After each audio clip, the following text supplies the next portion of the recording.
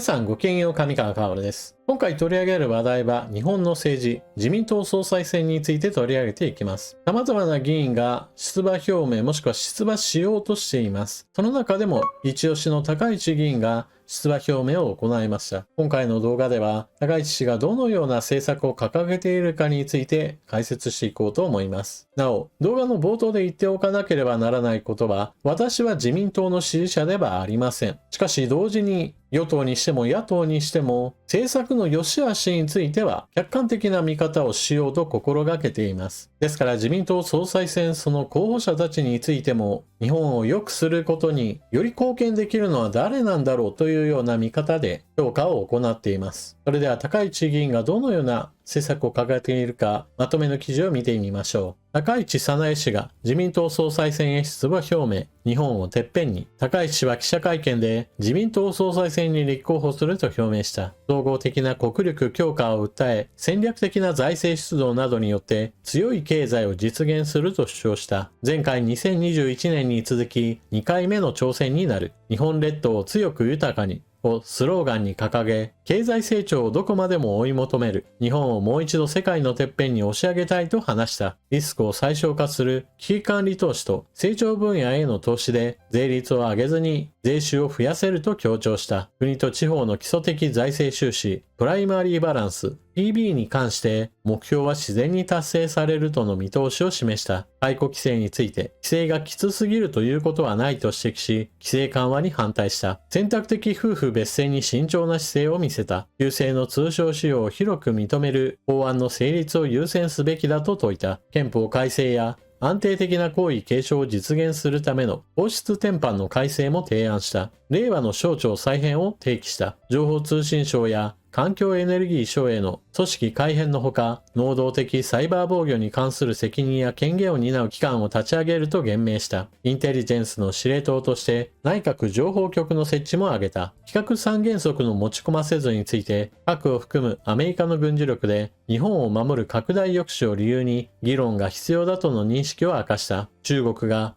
日本の大陸棚が位置する海域に設置した部位に関し、私が権限を持てば撤去すると発言した。政治資金問題をめぐる党処分の見直しには否定的だ。党内で議論を積み重ね、調査して決着した処分を総裁が変わり、ちゃぶ台返しするのは独裁だと説明した。高市氏は衆院奈良2区選出で当選9回、保守色の強い岩盤保守層を支持基盤にする。前回総裁選は安倍晋三元首相の支援を受け、岸田氏に次ぐ2位の議員票を獲得した。自民党の政治に何を求めるかというのは人それぞれだと思います。このチャンネルでは戦争の話題を多く取り扱っている関係で、国防関連の要求というものが強く出るように思われるかもしれませんが、国内政治については実は違う観点で見なければなりません。例えば分かりやすい例で言えば、明治期の標語の一つ、富国強兵という言葉があります。これは国が富んだ状態であることを前提として強い兵を持とうという考え方です。逆に言えば国の状態が非常に悪かったとしても軍を優先し無理やり軍事力を作るというやり方もあります。北朝鮮のようなやり方です。しかしそれでは多くの国民は苦しむばかりです。ですから国の基本としてはまず経済をしっかりと成長させ、その上で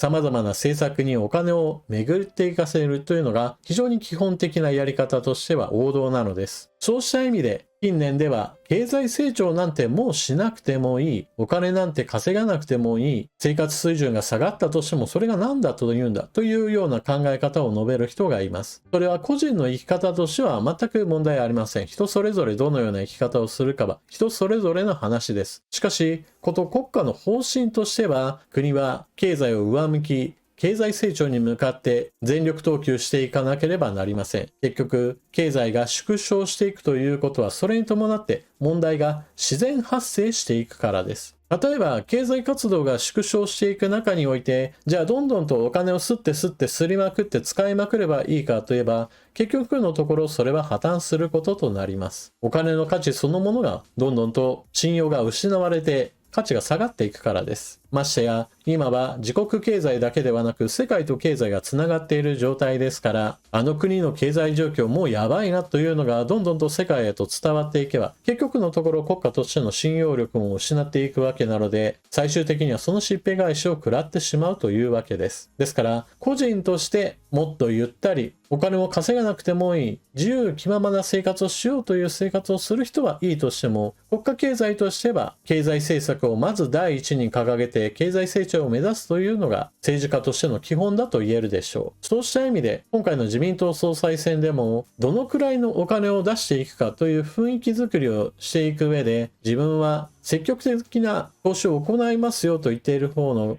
人の方が基本的には物事が好転しやすいのです。私は政府の支出をぐっと引き締めますよという話をすれば、それに伴って結局のところ民間経済も冷え込んで、回り回って多くの人たちが給料が上がらないなであるとか、自分の周りの福祉サービスの質の低下に伴って未来への絶望感を味わうようなことも広がれば、当然のように消費も冷え込んで、結局のところ誰も幸せにならない状況といったものが生まれやすくなるわけです。そうした意味で今すぐにでも財政収支を整えようというのはあまりにも行き過ぎた話で、経済成長を目指す中でどのくらいのお金の出し方かといったところを見るべきポイントでしょう。この話で気をつけなければならないのは、じゃあお金を出せば何でもいいかというわけではありません。例えばインターネット上では、税収なんか別にどうだってもいいんだから、政府はどんどんとお金をすればいいという人がいます。じゃあどれくらい吸ってもいいかといったところにまた議論がなるわけですが、じゃあ1000兆円国債出そう、2000兆円、3000兆円、いやいやもっと上の一景だ、一概だ、いやいやもっと上でもいいじゃないかみたいな話をする人もいるわけですが、当然のようにそのようなことをすれば大混乱を引き起こして無茶苦茶な経済政策だと破綻する未来しかありません。ですからあくまでも現実的なラインでどこまで使うかといった話をする必要があるわけです。ちなみにこの段階で言えば、財政収支を第一目標として一気に引き締めるんだと言っている人は、その他の政策がどのようなものであってもちょっと現実の政治としては国民生活を苦しめることになりますから、私は自民党総裁選としては良い評価を与えることができません。次に高市氏を私が評価している理由というのは、経済の話の後でやはり国防の話題をしようと思います。もしも今が1990年や2000年といった当時であれば、国防についてはそれほど気にする必要もなかったかもしれません。まだ中国の軍拡は不十分であり、日米同盟の前には中国の脅威などそれほど大した問題ではなかったからです。しかし1990年当時から30年が経った現在においては、中国の軍拡はひたすら続いてきて、決して侮れないものとなっています。暴れるには十分の希望を持っています。ましてや、日本の守りが非常に手薄だった時代が長かったことによって、産業スパイによる活動をほとんど許してしまうような状況がずっと続いてきてしまいました。こうした問題について以前から危機感があることを訴えて活動してきた議員の一人が高市氏です。次に国の基本の形として皇室典範の改正を訴えています。この点についても私はおおむね賛成です。現在の体制のままではどうしても男系男子の数があまりにも少なく、そして未来においても何か事故が起こったらどうするんだといった状況がずっと続くこととなってしまいます。政治的に第一に語られることはない話ではありますが、同時に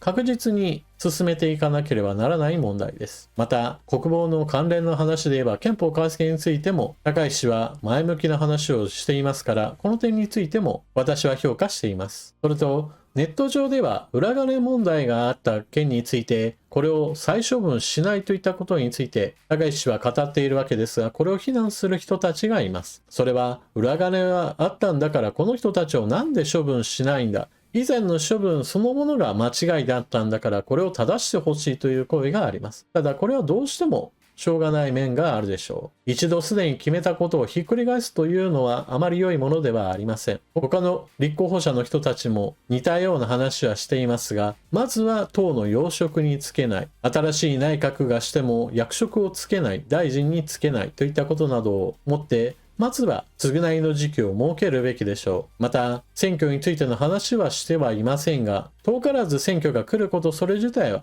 間違いないのですから、その時に国民の審判をしっかりと受けてもらいましょう。逆に言えば、政治パーティーの収入を収支報告書に載せていなかった議員と戦う野党議員は、その点について選挙区の人たちに訴えた上で、しっかりとそこで勝てばよいのです。選挙はまさしく国民の審判の時であり、裏金議員と呼ばれる人たちが、果たしてそのことについてよく弁明し、地元選挙民の支持を受けられるかどうかといったのはそれぞれの議員の問題となります。そして同時に二度とこのようなことが起こらないように制度改正を進めなければなりません。この点については他の立候補者の人たち、もうこういったお金の使い方については全面的にやめましょうといった話をしている人もいて、より厳しい対応が望まれています。岸田政権の時にそれを本来であればやらなければならなかったのであり、これをようやく今になって言い出しているというのが問題ではありますが、とにかく前進することそれ自体が今は必要なのです。少なくとも今で十分だと言っている人は